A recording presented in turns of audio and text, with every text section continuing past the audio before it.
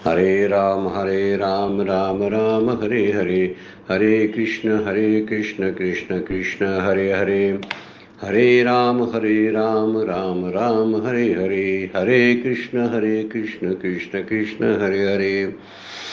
ब्रह्मानंदं परमसुखदं केवलं ज्ञानमूर्तिं द्वन्द्वातीतं गगनसदृशं तत्त्वमस्यादिलक्ष्यम् एकं नित्यं विमलम् अचलं सर्वदि साक्षिभूतं भावातीतं त्रिगुणरहितं सद्गुरुं तं नमामि। नमामि सद्गुरु शान्तं सच्चिदानन्दविग्रहं पूर्णब्रह्मपरानन्दैशम् आनन्दीवल्लभं सद्गुरु सच्चिदानन्दं केवलं करुणाकरं ज्ञानयोगीश्वरं वन्दे ज्ञानदेवा पुनः पुनः। अलङ्कापुरी पुण्यभूमि पवित्र हिते नान्दतो ज्ञानराजा सुपात्रो तयाठवीता महापुण्यराशी। नमस्कार माझा सद्गुरु ज्ञानेश्वराशी। सर्व संतांना वंदन, सद्गुरूंना वंदन, ज्ञानेश्वर माऊलींना नमस्कार करतो। आपल्या सर्वांनाही वंदन करून आजच्या शिवगड अध्यात्म चॅरिटेबल ट्रस्टच्या ज्ञानेश्वरीच्या नित्याच्या उपासनेला आपण सुरुवात करतोय।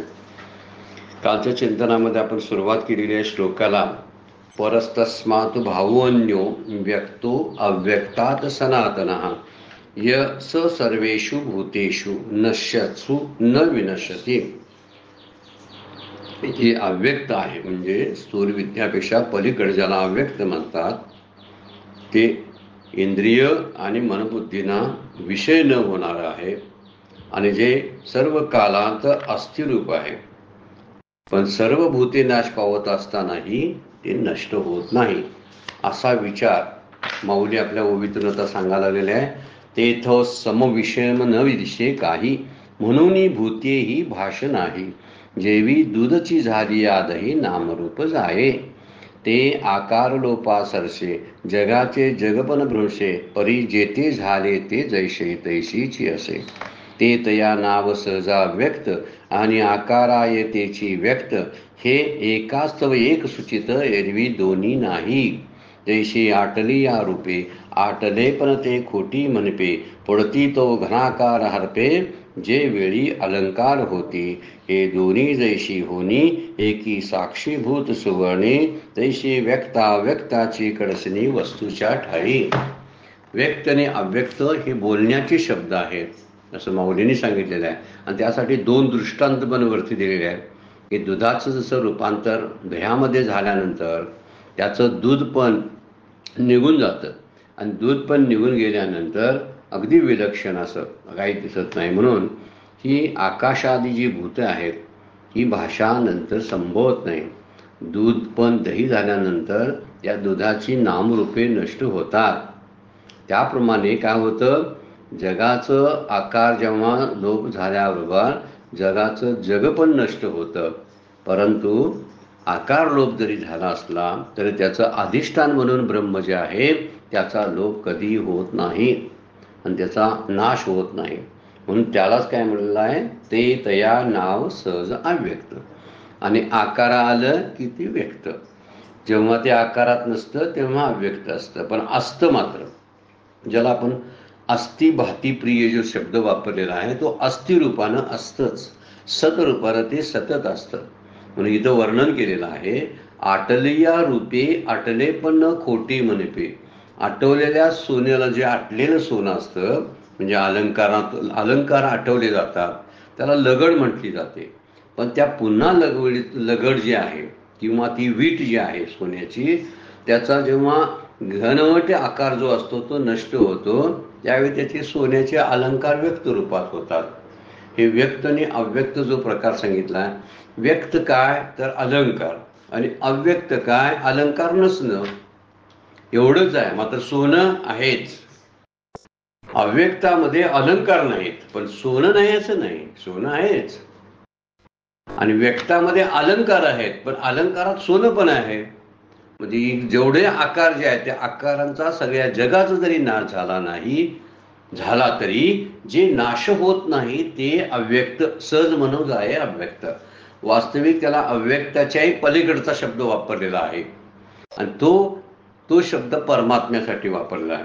म्हणून त्याला व्यक्तही म्हणता येत नाही आणि अव्यक्तही म्हणता येत नाही असं माऊली वर्णन करायला चालू करतात. जे आपल्याला श्लोकामध्ये स्पष्टीकरण होत नाही त्याचं स्पष्टीकरण माऊली अगदी विस्तृतपणाने करतात. काय सुंदर उभ्या दिलेल्या आहेत बघा. जैसे आटलिया रूपे आटले पण न खोटी म्हणपे, पुढती तो घणाकार हरपे जेवे अलंकार होती, ही दोन्ही जैशी होनी एकी साक्षीभूत सुवर्णी. त्याला फक्त साक्षीभूत सोनच असतं. तशी व्यक्ताव्यक्ताची कडसणी वस्तूच्या ठाई. तसं व्यक्त आणि अव्यक्त यांच्यातील भेद जो आहे तो एका साक्षीरूप वस्तूच्या ठिकाणी असतो. बघायला मिळतो आपल्याला की झालं हे व्यक्त झालं, हे अव्यक्त आहे असं म्हणायचं आहे. फक्त व्यक्तात आणि अव्यक्तात दोन्ही ठिकाणी ते तत्व असतं, त्याचा नाश कधी होत नाही. हे उदाहरण कशाबद्दल द्यायला लागलेले आहेत. ज्यावेळी ब्रह्मदेवाची रात्र असते त्यावेळी सगळी सृष्टी अव्यक्तामध्ये असते आणि ज्यावेळी ब्रह्मदेवाचा दिवस सुरू होतो तेव्हा ते आपल्याला दिसायला लागते सृष्टी व्यक्तमध्ये. म्हणजे सगळी झाडं वेली सगळी माणसं जीव सगळे दिसायला लागतात आणि इतर वेळी ते अव्यक्त रूपात असतात.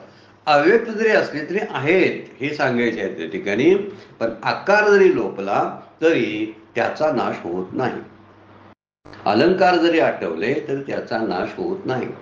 दुधाचं दही जरी झालं तर दूधपणाचा जो अंश आतमध्ये आहे तो तसाच असतो. रूपांतरित नामाचं आणि रूपांचं आणि आकाराचं अरूपांतर होतं. 175 नंबरची उभी बघा. ते तरी व्यक्त ना अव्यक्त नित्य ना नाशवंत, या दोन्ही भावातीत अनाद सिद्ध.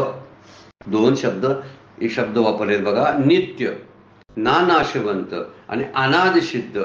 त्याला व्यक्तही म्हणता येत नाही अव्यक्त म्हणता येत नाही, भावाच्या अतीत आहे.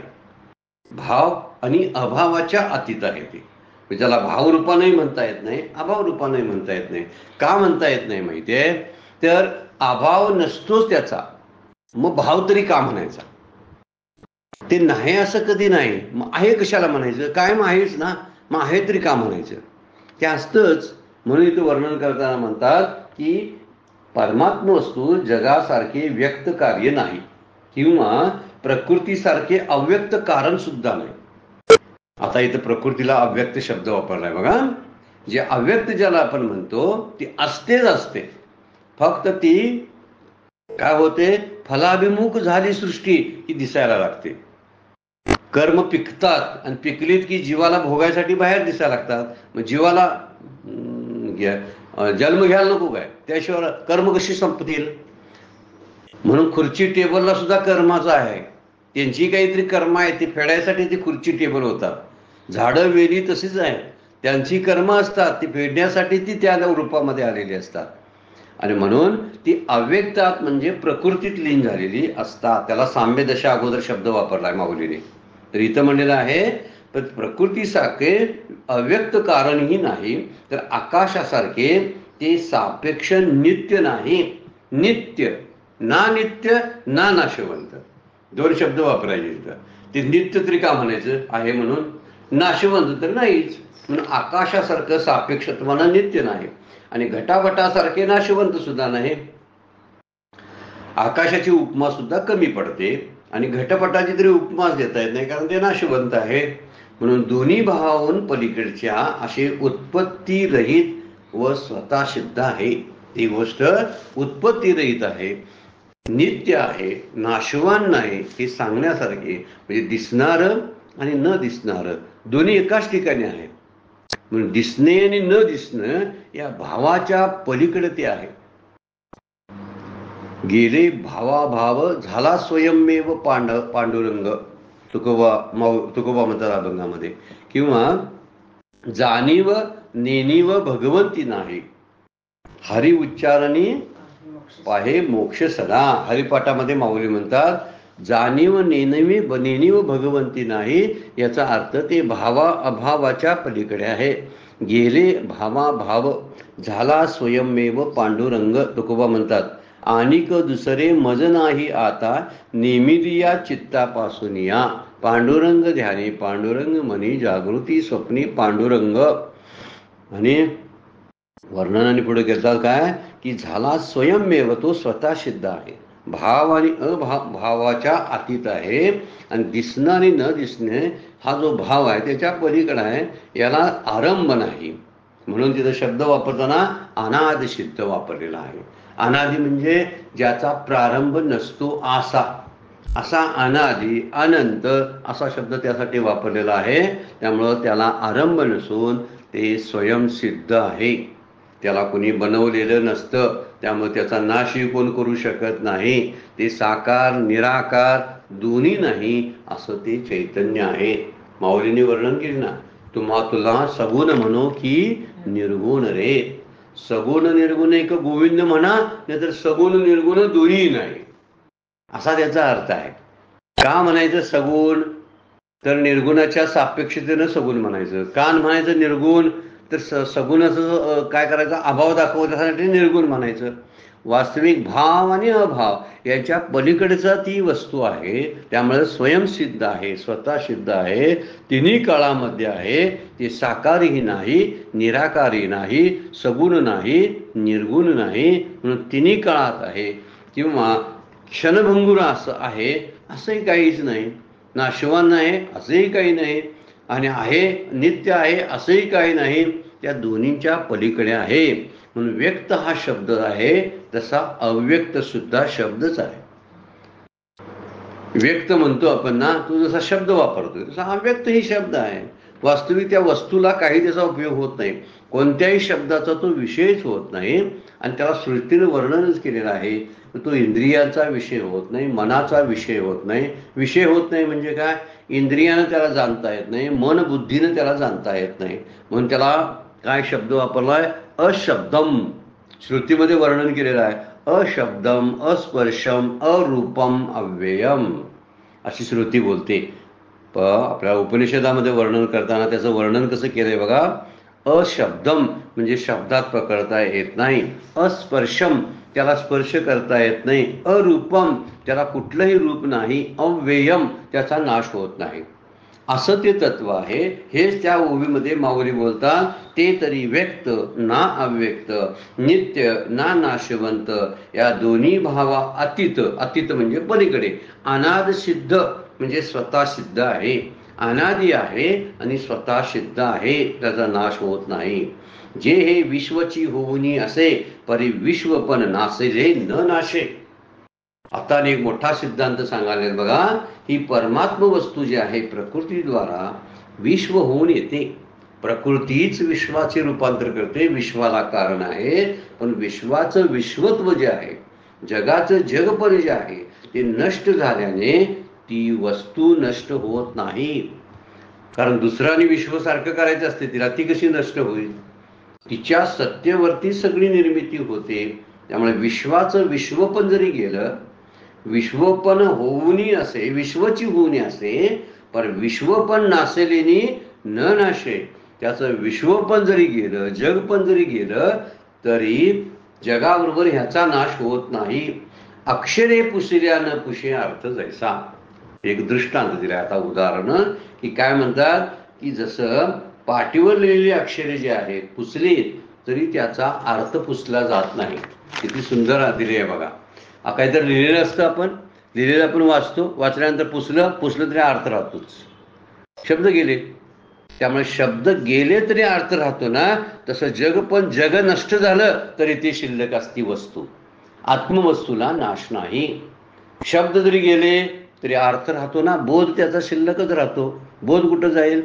फार सुंदर दृष्टांतापूर्वक ही आणि सिद्धांताची ओवी, एकत्र सिद्धांत आणि दृष्टांत माऊलीने याच एका ओवी दिलेल्या आहेत.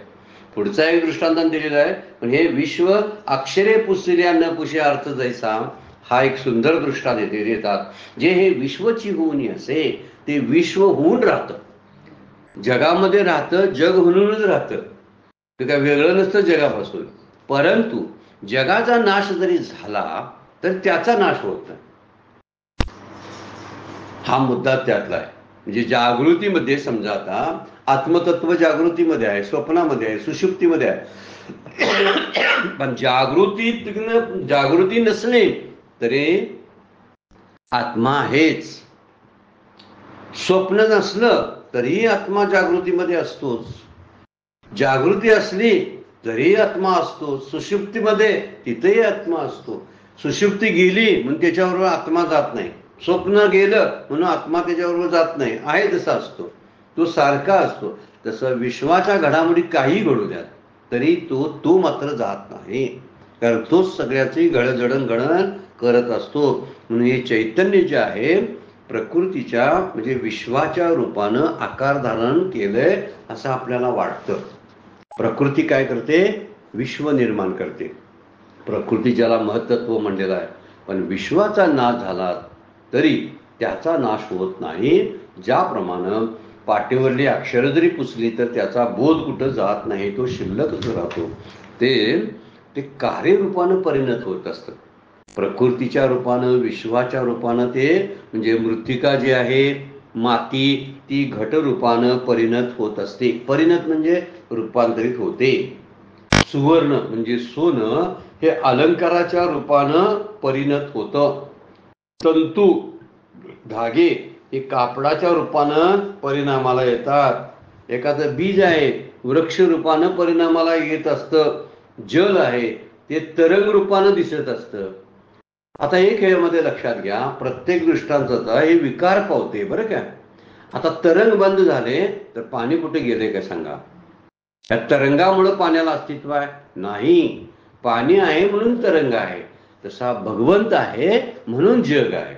आपण म्हणतोय जग आहे म्हणून देवळं आहेत, माणसं आहेत म्हणून देवाची भक्ती होते. भक्ती होईल, पण देवाचं अस्तित्व जे आहे ही माणसं जीव नसला विश्व नसला तरी सुद्धा आहे. तसं जल हे असतंच असतं, तरंग असतील किंवा नसतील. घट मठ असतील नसतील, मडकी गाडगी भांडी मोडतील, पण माती असतेच असते. तसं झाड मोडेल, झाडांची फळं पानं सुकून पडतील, बीज असतंच असतं, बीज कुठंही जात नाही. झाड मोडलं म्हणून बीज संपलं असं होत नाही. तसं माऊली म्हणतात अक्षर पुसली म्हणजे त्याचा अर्थ जात नाही.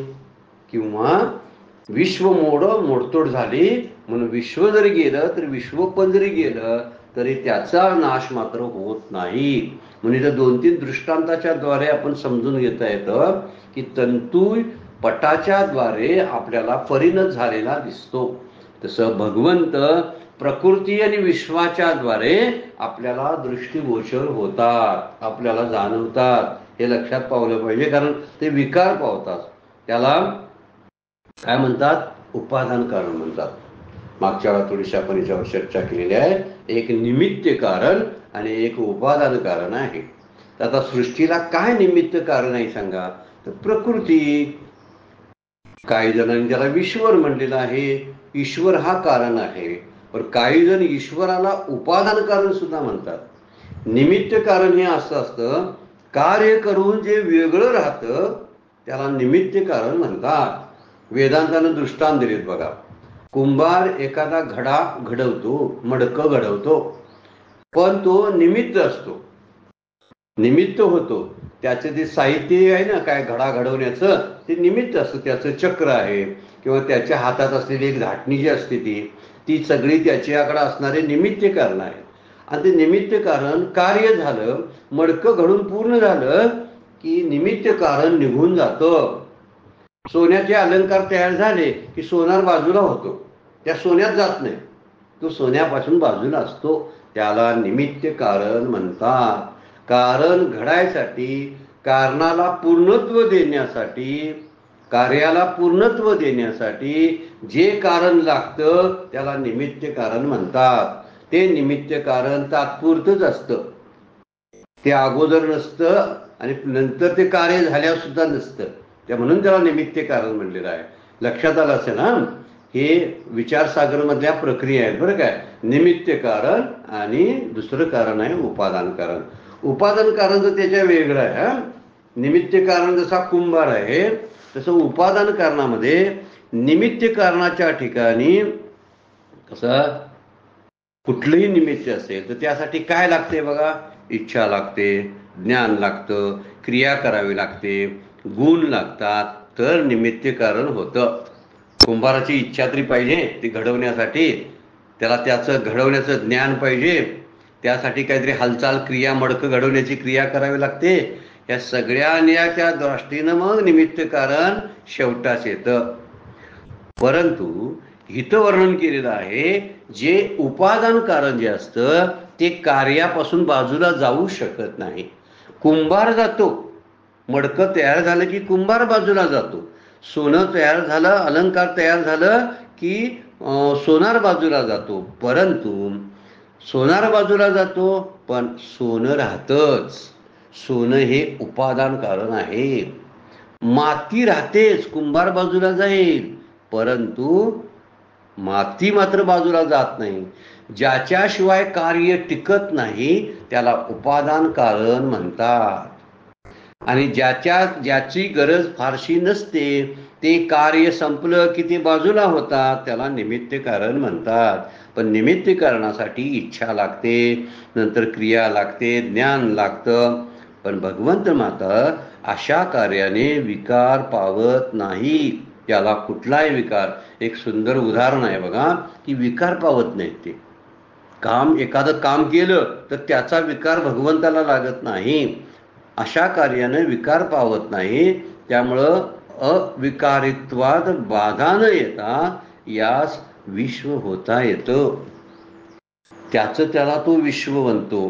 पण त्याच्या विकारी त्याच्यात निर्विकार जोपणा जो आहे तो तसाच राहतो. भगवंतामध्ये विकार कधी येत नाही.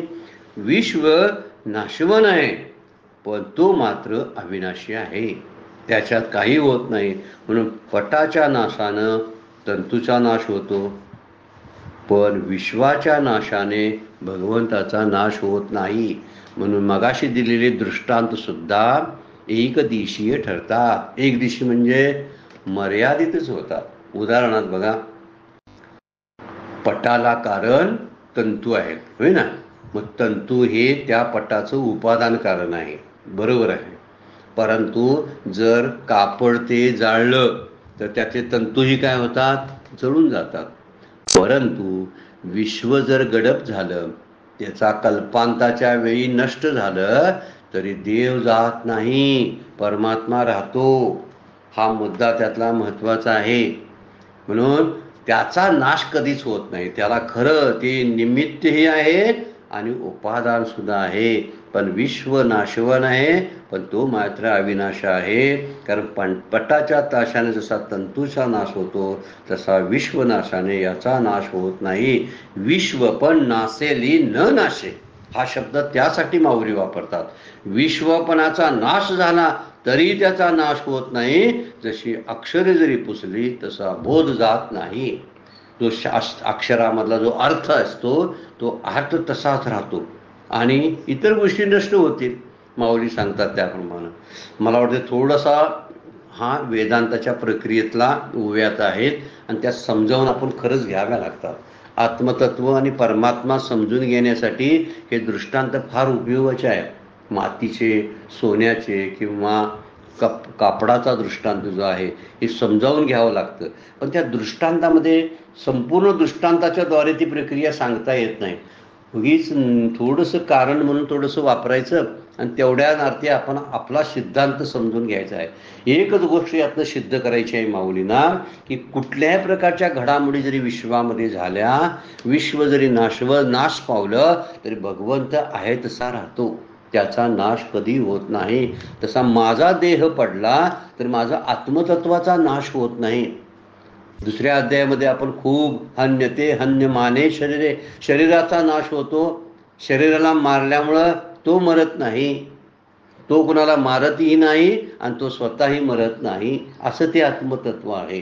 ते पाण्यानं भिजत नाही म्हणजे त्याला पाण्यामुळं विकार पावत नाही.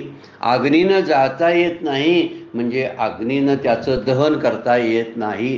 ते अदाह्य तत्व आहे. दुसरी गोष्ट म्हणलेली आहे, वाऱ्यानं सुकवता येत नाही कारण वारा त्याच्या सत्तेवर आहे, त्याला काय वारा सुकवणार आहे असं. म्हणून विश्व पण जर गेले जे हे विश्वची होऊन असेल परी विश्व पण नासेलीनं नाशे. विश्व जर म्हटलं तर तो विश्वामध्ये आहे पण विश्वानं मोडून विश्वाचा नाश झाला तर त्याचा मात्र नाश होत नाही. शरीरामध्ये आत्मा राहतो, आहेच तो आत्मतत्व म्हणजे भगवंत आहे. पण शरीराचा जर मृत्यू आला तर त्याला मृत्यू येत नाही. तसंच आपण बाहेरचा विचार करायचा. म्हणून अक्षरे पुसले न पुसे अर्थ जैसा. आणखीन एक दृष्टांत दिलाय बघा. पाहे पा तरंग तरी होत जात. तरंग तरी लाटा तयार होतात जातात. परत येतं उदक ते अखंड असतं, पण पाणी मात्र अखंड असतं. काय ते येते जाते? नाही जात, नाही येत, आहेच तिथं. तेवी भूता अभावी न नाशत अविनाशजे. त्याप्रमाणे पंचमहाभूत किंवा जरायुजादी जे प्राणी आहेत यांचा अभाव जरी झाला तरी पण नष्ट होत नाही, असे ते अविनाशी तत्व आहे. त्याचा नाश होत नाही. वर्णन केलंय भूता अभावी. भूताभावी म्हणजे भूतांच्या अभावामुळे. म्हणजे पंचमहाभूत जरी नष्ट झाली, आकाश वायू जल सगळं नष्ट झालं पृथ्वीवरलं, तरी सुद्धा ते तत्व अविनाशी आहे. ते आहे म्हणूनच तरी पुन्हा सृष्टीची निर्मिती होते. लक्षात घ्या. मी झोपलेलो असतो, ते परत जागा होतो, कारण ते आहे म्हणून. हा मुद्दा कधीतरी आपण लक्षात घेतला पाहिजे बरं का. ब्रह्मदेवालाही जाग येते आणि सृष्टीची निर्मिती होते ना, तर ब्रह्मदेवाच्या त्या लीन होण्यामध्ये रात्रीमध्ये तो असतोच असतो आणि जागृतीमध्ये तो असतो. जसा विश्वामध्ये असतो तसा विश्वाचा नाश झाला तरी सुद्धा असतो. म्हणून तरंग तरी होतात जातात, पण पाणी मात्र असतंच असतं. तरंगाला येणं जाणं आहे, शरीराला येणं जाणं आहे, सृष्टीतल्या सगळ्या वस्तूला येणं जाणं आहे, त्याला मात्र येणं जाणं नाही. सृष्टीतली प्रत्येक गोष्ट बदलते, देह बदलतो. देहांतरांच्या अवस्था पण बघितल्या. बालपण, बाल्यावस्था, कौमार्य, तारुण्य, वृद्धावस्था, सगळ्या अवस्था आहेत. या अवस्था देहाला आहेत, त्या आत्मस्वरूपाला नाहीत. आत्मा काय कधी म्हातारा होत नाही, तो जन्मालाच येत नाही म्हणून तो मरत पण नाही. तो जन्माला येत नाही त्यामुळे त्याला बाल्यावस्था नाही. तो वाढत नाही त्यामुळे त्याला तारुण्य नाही. तो पुढं आणि मोठा त्याचा क्षीण होत नाही म्हणून त्याला वार्धक्य सुद्धा नाही. जरा व्याधी हे सगळे दोष हे शरीरामध्ये आणि साकार असलेल्या वस्तूमध्ये आहे. ज्याला आकार आहेत, अवयव आहेत, त्याच्या बाबतीत त्या घटना घडतात. म्हणून दुसरा दृष्टांत सुद्धा फार सुंदर दिला आहे की 177 नंबरच्या ओळीमध्ये दिलेला बघा, की पाण्याच्या पृष्ठभागावरती लाटा उत्पन्न होतात, नाहीशा होतात, पण पाणी मात्र कायम असतं. आपण लाटा बघणारे बघतोय ना, उत्पन्न झाली नाहीशी झाली, पण पाणी तिथेच आहे. पाणी गेलं काय आलं काय? पाणी आलं गेलं असं झालं असतं तर लाट कायमचीच गेली असते. पाणी तिथं आहे म्हणूनच लाट आहे. तसं विश्व मोडो नाहीतर राहो, तिथं आहेच भगवंत. म्हणून विश्वाचा नाशही त्याच्या सत्तेवर होतो आणि विश्वाची निर्मितीही त्याच्या सत्तेवर होते. हा मुद्दा लक्षात ठेवण्यासारखा आहे. म्हणून पाण्याच्या पृष्ठभागावर जरी लाटा येत जात असल्या तर पाण्याचा अखंडपणा मात्र संपत नाही. मग पंचमहाभूते असोत किंवा नसो, ब्रह्मवस्तूच्या त्याचा नाश होत नाही, कारण ते अविनाश आहे. त्यामुळे जारद, अंडज, स्वेदज, बुद्धीज ह्या 4 ज्या योनी खाणी आहेत ह्या नष्ट होतील, पण जरा या प्राणी नष्ट झाले तरी ते तत्व मात्र अविनाश आहे. कारण असतं म्हणून लाटा निर्माण होतात. काय म्हणतात आपण, ही करणी वारी याची करणी, माऊलींची ओवीज आहे. पाण्यावर ज्या लाटा उत्पन्न होतात त्याला कारण वारा आहे. तसं आपल्याकडे ही सृष्टी निर्माण होते त्याला कारण प्रकृती आहे. त्यामुळं प्रकृतीची जगाचं निमित्त कारण मानायला हरकत नाही. परंतु उपादान कारणाचं जेव्हा आपण बोलायला लागतो त्यावेळी ते उपादान कारण त्यामध्ये असावं लागतं. ते नसेल तर कार्य राहत नाही, त्याला उपादान कारण म्हणतात. वारा वाहतो म्हणून लाटा उत्पन्न होतात. तसं मायेच्या प्रभावाखाली उत्पत्ती आणि लय होतो. परमात्मा काही करत नाही. पाणी काही करत नाही, लाटा वर खाली होतात. सोनं काही हालचाल करत नाही, तरी अलंकार व्हायला निमित्त कोणतरी लागतो. तो सोनार आहे निमित्त, तो करतो. इथं माया आहे निमित्त, म्हणून विश्व दिसतंय. ह्या सगळ्या गोष्टींचा विचार आपण लक्षात घेतला की आपली उत्पत्ती, जगाची उत्पत्ती आणि जगाला उत्पन्न करणारा असा जो आहे, तो निर्माता जो आहे, तो सगळ्याच्या बाजूला असतो. म्हणून मायेच्या प्रभावाखाली जसं वाऱ्यानं लाटा उत्पन्न होतात पाण्यावरती, तसं मायेच्या किंवा प्रकृतीच्या साह्यानं प्रभावाखाली या सृष्टीची उत्पत्ती होते आणि सृष्टीची लय होतो. त्यामुळे मायेत साम्यावस्थेत माया जेव्हा असते तेव्हा वारा नसतो, आणि वारा नसल्या की लाटा नसतात. बघा, अशी पण अवस्था आपण बघू शकतो. मायेचा प्रभाव कधी नसतो? ज्यावेळी ती साम्य अवस्थेमध्ये प्रकृती असते त्यावेळी प्रकृतीचा प्रभाव नसतो. ज्यावेळी सृष्टीची रात्र चालू असते, सृष्टीची म्हणण्यापेक्षा ब्रह्मदेवाची रात्र चालू असते, त्यावेळी माया किंवा प्रकृती साम्य अवस्थेमध्ये असते. जसा वारा वाहत नसला की लाटा उत्पन्न होत नाहीत, तसं पाणी शांत असते. वारा नाही, पाणी शांत. तसा मायेचा प्रभाव नाही तर सृष्टी शांत असते. त्याला साम्य अवस्था म्हणतात. मायेमुळं सगळे विकार पावती. सगळं पानं फुलं निर्माण होतात ही मायेमुळं. जगाची उत्पत्ती, निर्मिती ही सगळी ह्या 4 योनी आणि खाणी ज्या आहेत ह्या निर्माण होतात, त्याला सगळं प्रकृती कारण आहे. आणि प्रकृती कुणाच्या प्रभावाखाली काम करतं? तर तो जो सत्ताधीश परमात्मा आहे त्याच्या सत्तेखाली काम करतं. म्हणून प्रकृतीच्या नादाला लागू नये. प्रकृतीचं झालं असं म्हणावं नाही, रिकामं व्हावं. पण खरं आहे ते प्रकृतीनं जरी केलं असलं तर मी केलं असं आपण म्हणतो. म्हणून भगवंताच्या सत्तेखाली प्रकृती कार्य करत असते. आणि इथं वर्णन करतात की पंचमहाभूत त्यांचा अभाव जरी झाला तरी सृष्टीकर्त्याचा अभाव होत नाही. देवी भूताभावी न नाशत अविनाशले. ते अविनाशी आहे, त्याचा कधीही नाश होत नाही. जसं पाण्याचा नाश होत नाही, लाटांचा नाश होतो. हा मुद्दा आहे. अलंकार मोडतात. चित्ताक होतं, मोडलं, बरोबर आहे, मोडलं, दिसन असं पण झालं. आता आहे का? दिसतंय का? नाही. पण सोनं आहे ना समोर, सोनं कुठंच जात नाही. तशा लाटा येतात जातात, पाणी कुठंच जात नाही. पाणी अखंड आहे, उदकते अखंड असत, असं वर्णन केलं. ना तरी आटतीये अलंकारी. पुढचा 3रा दृष्टांत बघा. एक मगाशी म्हणले अक्षरे पुसऱ्या न पुसे अर्थ जैसा. आता म्हणतात पाण्याच्या लाटेचं आणि पाण्याचं उदाहरण दिलं. आता म्हणतात ना तरी आटतीये अलंकारी, ना आटते कनक असे जयापरी. तोच दृष्टांत आता आपण बोललो. जरी आटणाऱ्या अलंकारात कधी न आटणार सोनं जसं असतंच, तेवी मर्तीये जीवाकारी अमर जे आहे, तसं मरणाऱ्या या जीव शरीराच्या आकारामध्ये ते अमर आहे, न मरणारं तत्व आहे. सगळ्याचा नाश होतो, फक्त सृष्टीकर्त्याचा नाश होत नाही. ते अविनाशी तत्व आहे. हे सांगण्यासाठी किती दृष्टांत दिलेत बघा.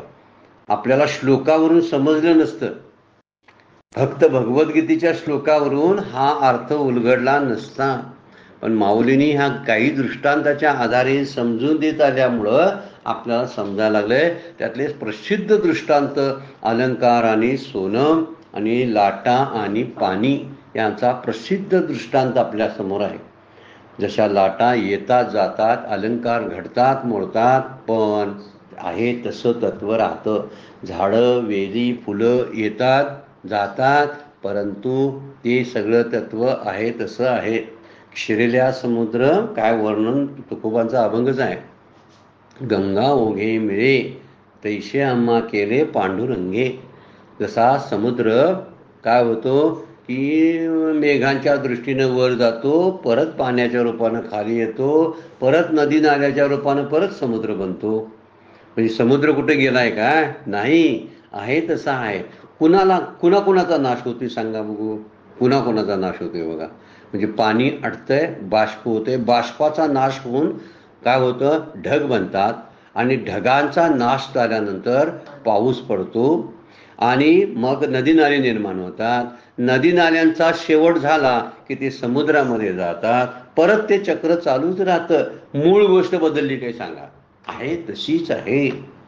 तसं एखाद्या सोन्याच्या पासून आपण वेगवेगळे अलंकार तयार करतो. कधी अंगठी तयार केली, कधी चिताक तयार केलं, कधी घंटण तयार केलं, पण त्याचं सोनं पण कुठं गेलं काय?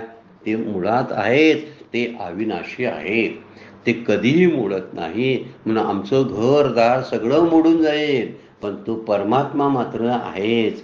आमच्या आजोबाच्या काळातही होता, महाभारताच्या काळातही होता, रामायणातही होता, तसा हिरण्यकशिपूच्या काळातही तो होता आणि आजही आहे. जसा होता तसा आजही आहे. विश्व परिवर्तनशील आहे, जीव परिवर्तनशील आहे, पण तो अपरिवर्तनीय आहे. त्याच्यात काहीही बदल होत नाही. बदल होत नाही म्हणून बरं, ना तर त्यानेही आमच्याशी गद्दारी केला असं झालं असतं तरी. जसे सरडे रंग बदलतात तसे माणसांचे विचार रोज बदलतात. आज एक माणूस बोलते, उद्या तिसरंच काहीतरी बोलत असतं, प्रत्येकाला काहीतरी वेगवेगळं असतं. भगवंत तसे बदलतात का बघा.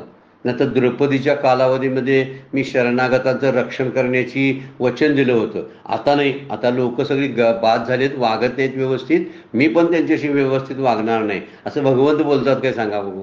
आज ही भक्ताच्या हाकेला ते प्रतिसाद देतात. जसे अगदी प्रल्हादाला सुद्धा प्रतिसाद दिला, ध्रुवाला जसा प्रतिसाद दिला, गजेंद्राला सुद्धा त्याची हाक ज्यानं ऐकली, ज्यानं द्रौपदीचा धावा ऐकला, तो आजही माझ्या हाकेला येऊ शकतो का? तो परिवर्तनशील नाही म्हणून. तो विचार बदलत नाही आपले. काल दिलती ती वचनं माझी बाद झाली, आता मी आता बदललोय माणसांसारखा, कारण माणसंच बदलले. तो पूर्वीची माणसं चांगली होती आणि आता बाद आहेत म्हणून मी बाद झालोय असा तो म्हणत नाही. आम्ही जनरली म्हणतोय बघा की चांगलं आहेत ना, तर मग त्यांच्याशी बरोबर चांगलं वागणार, आणि जे चांगले वागत नाही ना त्यांच्याशी मी उलटं वागणार. तसं भगवंत करतो का बघा. इतकं समत्व जे आहे ते समत्व आपल्याला भगवंताच्या ठिकाणी अविनाशित्व सुद्धा आपल्याला बघायला मिळतं. आकार लोपून जातात, घडामोडी घडतात, परिवर्तन होतात, मोठमोठ्या उलतापालतीने भूकंपाने मोठमोठे महापूर येतात, पण सगळं जे आहे तो विश्वात्मा जो आहे तो विश्वात्मा मात्र आहे तसा आहे. विश्वाच्या घडामोडीवर त्याची हालचाल होत नाही, असा अविकारी, अविनाशी, नित्य शाश्वत असणारा असा जो आहे तो परमात्मा आहे. एवढं सांगण्यासाठी माऊलीने एवढ्या ओव्या वापरलेल्या आहेत. आपण याचं चिंतन करायला पाहिजे बरं काय, शांतपणे चिंतन केलं पाहिजे, तर आपल्याला कळायला लागेल. तर 178 नंबर ओळीमध्ये म्हणतात की अलंकार आठवला तर त्यात न अटणार एक सोनं असं, तसं मृत्यूनंतर जीवाचा देहाकार नाश पावला तरी कधीच नाश न पावणारं असं अविनाशी ब्रह्मतत्व आहे. म्हणजे अग्नी कसा सर्वांचा नाश करतो, पण सोन्याचा नाश करतोय का बघा. सोनं जेव्हा अग्नीत टाकलं जातं तेव्हा अग्नी त्याला जाळत नाही, आणि तिकडं म्हणता नैनम दहती पावका, वर्णन आहे की नाही दुसऱ्या अध्यायामध्ये. तो नाव अग्नीनं जाळला जात नाही, खरंच सोन्याला लागू पडते बघा ते. आता वास्तविक हा दृष्टांत आहे, पण खरंच लागू पडतोय बघा. सोन्यातलं जे वाईट काय घाण आहे तेवढी तो जाळून टाकतो बघा. तसं सृष्टी ही सगळी विकार पावलेली आहे, ते विकार पावलेलं नष्ट होईल, पण जे अविकारी तत्व आहे ते नष्ट कधी होत नाही. म्हणून आकारा आलेला जीव जो आहे तो आकाराशी तादात्म्य करतो, देहाशी तादात्म्य पावतो. जरी तो आपणास मी समजतो, परंतु त्या जीवाच्या अंतर्यामी जो परमात्मा आहे तो साक्षी रूपानं अमरच आहे. तो कुठेही जात नाही. मी मी मी मी म्हणतो, माझं माझं माझं म्हणतो. हे वरच्या आकाराशी तादात्म्य ठेवल्यामुळं, माझं देहाशी तादात्म्य आहे म्हणून. माझं भगवंताशी तादात्म्य झालं तर तुम्हाला ओळखेल. म्हणून म्हणलेलं आहे ना सतो विद्यते भाव ना अभाव विद्यते सता. त्याचा कधीच अभाव होत नाही, आणि सत आहे त्याचा कधीच अभाव होत नाही, आणि असत आहे ते कधीच भावाला येत नाही. असत काय आहे? सृष्टी विश्व आहे, असत आहे ते, असत आहे ते जाणार आहे. आणि काय नासतो विद्यते भाव, त्याचा भाव कधीच होत नाही ना असतो. जे असत असतं त्याला भाव रूपानं कधी येत नाही. न अभाव, त्याचा कधीच अभाव होत नाही. विद्यते सता, जे सत आहे त्याचा कधीच. अविनाशी तू तद्विद्दी येन सर्वमिदं ततं, वर्णनच केलेलं आहे बघा. विनाशम अव्यवेश्य अव्यय न कश्चित कर्तुम अर्हति. तू त्यातलं जे मूळ तत्व आहे ते कधीच घालवू शकत नाहीस, ते तसंच राहणार. त्यातला कोणालाही काढता येत नाही. म्हणूनच माऊली दुसऱ्या अध्यायामध्ये बोलतात बघा, हे उपजे आणि नाशे ते मायावशे दिशे, एरवी तत्वता वस्तू जे असे ते अविनाशी. दुसऱ्या अध्यायातली उभी आहे बघा, आणि याला बरोबर लागू पडते. हे उपजे आणि नाशे, हेच उपजते नाश होते. ते मायावशे दिशे, मधी दिसते ते मायेनं दिसतं. जन्माला येतं आणि मधी दिसतं ते मायेनं दिसतं. जातं आणि मध्येच दिसतं ते मायेनं. एरवी तत्वता वस्तू जी असते, पण खरं जर बघितलं तर तत्वता जी त्यातली वस्तू जी आहे म्हणजे आत्मतत्व आहे ते अविनाशी. ते अविनाशी आहे, त्याचा नाश कुणीही करू शकत नाही. मग दुसऱ्या अध्यायातले परत श्लोक आपण बघण्यासारखे आहेत ना, जे वर्णन केलेलं आहे ना त्याच्यामध्ये, ते वर्णन बघण्यासारखं आहे खरंच. नाचतो विद्युते भाव त्या दरम्यान असलेले ते श्लोक जे आहेत दुसऱ्या अध्यायातले, त्याचं वर्णन माऊलींनी फार सुंदर, आपण त्याच्यावर चिंतनं पाहिलेली आहेत, मागची चिंतनं. तर ती कुठंही जात नाही ती वस्तू, ती असतेच, त्याचा नाश कोण करू शकत नाही. जे दिसतं त्याचा नाश होतो, जे दिसत नाही त्याचा नाश कसा होईल सांगा. म्हणून ते अनाद सिद्ध आहे, ते अविनाशी आहे, ते नित्य आहे, असं वर्णन माऊलींनी केलेलं आहे. फार सुंदर वर्णन केलेलं आहे. या श्लोकावरच्या म्हणजे 20 नंबरच्या श्लोकावरच्या ओव्या आपण पूर्ण केलेल्या आहेत. उद्याच्या श्लोकावरती आपण 21व्या श्लोकावरती 22व्या श्लोकाचा विचार उद्याच्या चिंतनामध्ये आपण करणार आहोत. आजची सेवा सद्गुरूंच्या चरणी, भगवान ज्ञानेश्वरांच्या चरणी अर्पण करून विराम घेऊया. पुंडलिक वरदारी विठ्ठल श्री ज्ञानदेव तुकाराम. विठ्ठल विठ्ठल विठ्ठल विठ्ठल.